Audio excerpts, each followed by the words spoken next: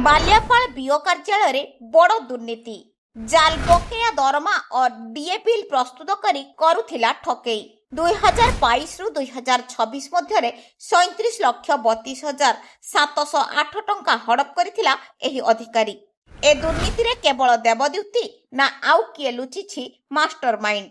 Baleshwar जिलार Baliapal block शिक्षा अधिकारी कार्यालय रे सरकारी पांठी आत्मसात घटना को नहीं बड़ कार्यानुष्ठान होईछि। 37,32,708 टंकार सरकारी अर्थ अपव्यवहार अभियोग रे ओडिशा भिजिलेंस द्वारा पूर्वतन जूनियर असिस्टेंट देवद्युति नंद को गिरफ्त करा जायछि। किछि दिन पूर्वे प्रदेश वार्ता रे एक खबर प्रकाश पाइथिला जहाँकि ओडिशा भिजिलेंस पक्षरु मिलिथिबा सूचना अनुसार पूर्वतन जूनियर असिस्टेंट देवद्युति नंद बालियापाल ब्लॉक शिक्षा अधिकारी कार्यालय रे क्लर्क कम अकाउंटेंट भावे कार्यरत थिबा समय रे निज सरकारी पदवीर सुजोग नहीं 2022 रु 2026 मध्य जाल बकेया दरमा बिल प्रस्तुत करिथिबा अभियोग रहिछि।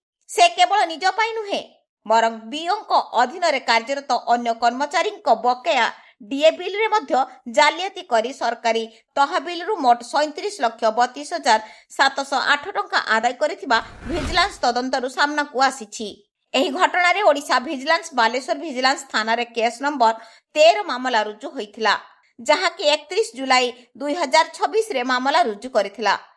अभियुक्तଙ୍କ विरोध रे दुर्नीति निर्वारण आईन 2018 रो संपर्कित धारा सहित भारतीय दंड संहितार 476, 468, 471 और 477 ए धारा रे मामला रुजु होइछि। गिरफ पर देवद्युति नंद को बालेश्वर स्थित स्पेशल जज भिजिलेंस को अदालत रे हाजर करा जाइछि। तेबे से पद्मलोचन सरकारी उच्च विद्यालय जोगाई बालियापाल रे जूनियर असिस्टेंट भावे कार्यरत थिले।